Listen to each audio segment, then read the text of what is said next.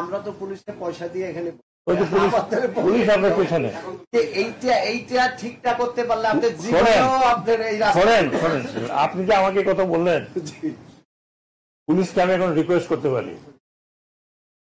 আমি অন্য জায়গায় থাকলে পুলিশকে বলতাম যে যদি পাই তাদের সাসপেন্ড। ইজারাদারকে বলা হয়েছে তিনি যে লোকজনকে আবার ফার্দার দিয়েছেন মালপত্র নেওয়ার জন্য, বা যেটাকে আমরা বলি সাধারণত পোর্টার বা কুলি, তাদের ইউনিফর্ম থাকতে হবে, তাদের নেম প্লেট থাকতে হবে। যদি না থাকে সেই ইজারাদারের বিরুদ্ধে অ্যাকশন নেওয়া হবে। মোটা দাগে এইগুলো ছিল আমাদের বক্তব্য। স্পিড বোট চলবে না, বাল্ক হেড রাতে চলবে না, এবং একটা লঞ্চ আরেকটা লঞ্চের সাথে রেস্ট করবে না। ফিটনেস থাকতে হবে। ফিটনেস ইন্সপেকশন এখন থেকেই এই কালকের থেকে শুরু হবে। যারা যারা ঈদে চালাতে চাচ্ছেন, এখনো অনেকে ডকইয়ার্ডে ঠিকঠাক করছেন, তারা যেন ফিটনেস সার্টিফিকেটটা নিয়ে নেন। অন্যথায় তারা কিন্তু যদি তাদেরকে রাস্তায় ধরে নিয়ে যাওয়া হয়, সেটার জন্য কর্তৃপক্ষ বা সরকার দায়ী থাকবে না। আমরা যতদূর সম্ভব যাত্রী সকলের নিরাপত্তা চেষ্টা করছি। আমি লঞ্চ মালিকদের অনুরোধ করেছি তারা যাতে নির্ধারিত স্পিডে চলাচল করেন। নির্ধারিত স্পিডে তাড়াতাড়ি করে যাওয়ার দরকার নেই। দিনের বেলা যে সমস্ত কাছাকাছি জায়গাগুলো আছে, শর্ট রুট যেটা, দিনের বেলা যারা চালাবেন তারা অলরেডি অ্যাপ্লিকেশন করতে হবে। ইভেন এমনকি আমি দেখি যে বরিশালেও যায়, আবার দিনে দিনে চলে আসে, রাত্রে আবার একটা ট্রিপ নিয়ে যায়। তাদেরকে পার্টিকুলারলি পারমিশন নিতে হবে ফ্রম BIWTA, তাদেরকেও সিরিয়াল মেনটেন করতে হবে। মোটা দাগে স্পিড বোট চলবে না রাত্রেবেলা কোনোভাবেই। তারিখ থেকে 15 রোজা থেকে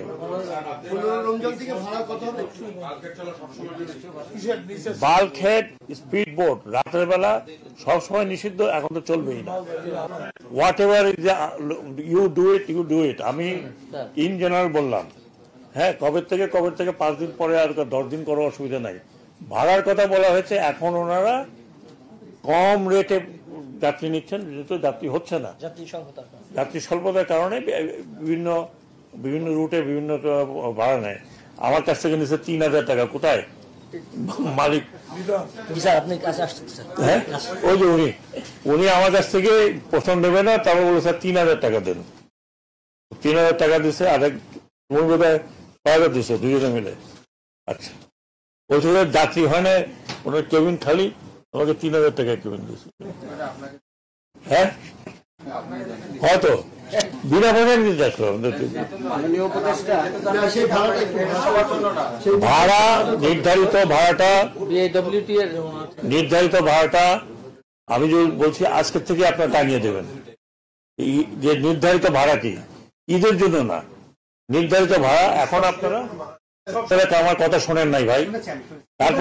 তারপরে আর কথা আমি আজ এবার কি হবে জানি না। বলা হয়েছে শুধু ফাইন না, এই লঞ্চের রুট পারমিট বাতিল করা হবে। মাননীয় উপদেষ্টা, একটা বিষয় আপনি একটা সিদ্ধান্ত নিয়েছেন এখানে যে 0 পয়েন্ট থেকে সদরঘাট পর্যন্ত কোনো বাস রাস্তায় দাঁড়িয়ে না থাকে। দাঁড়িয়ে থাকে না, মানে ভুল করছেন, ভুল করছেন। রাস্তা বন্ধ করে ফেলে ভাই, বন্ধ করে ফেলে। হ্যাঁ, সেটাই। কিন্তু দেখা যাচ্ছে যে এই রাস্তাটায় ফুটপাত অতিক্রম করে, ফুটপাতে তো দোকান বসেই, তারপরে রাস্তার অর্ধেক তারা পুলিশ। এবং সেখানে কি বলে জানেন তো, দোকানদারে বললে যে আমরা তো পুলিশকে পয়সা দিয়ে এখানে। এইটা ঠিকঠাক করতে পারলে আপনি আপনি যে আমাকে কথা বললেন, পুলিশকে আমি এখন রিকোয়েস্ট করতে পারি। আমি অন্য জায়গায় থাকলে পুলিশকে বলতাম যে যদি পাই তাদের সাসপেন্ড। আমি ওটা বলতে পারতেছি না।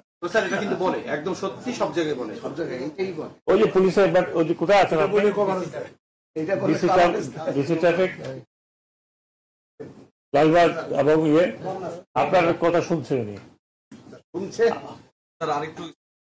ভাই শোনেন, একটা কথা শোনেন, সব কিছু সলিউশন তো আমার কাছে নাই। নির্দেশ তো দেওয়া হয়ে গেছে, আর কি নির্দেশ দেবো? আর পরিষ্কার হওয়া লাগবে না। এটা সম্পূর্ণ বলা হয়েছে এই ভাড়া নির্ধারিত আছে। ওনারা বলেছেন যে এখন যেহেতু যাত্রী সংকট, সেজন্য যে জন্য পারে অল্প পয়সায় নিয়ে যায়, যে জন্য উনি আমার কাছ থেকে 3,000 নিয়েছেন, নাহলে 5,000 টাকা ছিল। জিজ্ঞেস করেন, তাই না? 5,000 টাকা ছিল। হয়তো দেখছো গরিব মানুষ। এটা আপনি আপনার অবস্থান থেকে কোনো তদারকি করবেন কিনা? কারণ মালিকদের অতীতের প্রস্তুতি দেখি আমার শোনেন, সত্য কথা বলে শোনেন, এইখানে তিনজন অত্যন্ত গুরুত্বপূর্ণ মানুষ এখানে বসা আছে। BRWTC director shipping. Director shipping is the only one in Bangladesh authorized to give clearance and permit and inspection. কাজেই 3জন লোক এখানে বসা আছে, একদম যারা গুরুত্বপূর্ণ। তারপরে চতুর্থ উনি আছেন, আপনারা আছেন। আমার অনুরোধ হচ্ছে আপনারা সকলে মিলে যদি এই আইনগুলো মানেন, তাহলে তো আমাদের আর কিছু করার দরকার নাই। বাকিটা এখন এটা একটু মনে রাখতে হবে যে জনগণের দুর্দশা যেন না হয়। আমি নিজে বলেছি যে আমি এইখানে আটকায় ছিলাম 1.5 ঘন্টা, পুলিশ দিয়ে কোন রকম ক্লিয়ার করে আমি লঞ্চে উঠছি, আধা ঘন্টা লঞ্চ দাঁড়ায় ছিল। তার পরের দিন আরেকজন উপদেষ্টা যাচ্ছিলেন, তিনি 1.5 ঘন্টা দেরি হচ্ছে ওনার। উনি সময় মতো তো বেরোলেন, পারেন নাই, যেহেতু জগন্নাথ বিশ্ববিদ্যালয় ওখানে কি যেন একটা হচ্ছিল, সমস্ত রাস্তা বন্ধ, আপনারা জানেন, রিপোর্ট করছেন আমি জানি না। লঞ্চের লোকজন বসে থাকে, হয়তো কেউ দেরি করে যেতে চায় না। তো রোজার সময় আমার নিজের অভিজ্ঞতা যে বাসার থেকে 1টার সময় বাইরে সময় মতো পৌঁছে যায় না, এইরকম সমস্যা। আশা করি এবার অনেক কিছু বলেছি এবং আমি আপনাদেরকে অ্যাসুরেন্স দিতে পারি, আই উইল মাইসেলফ গো।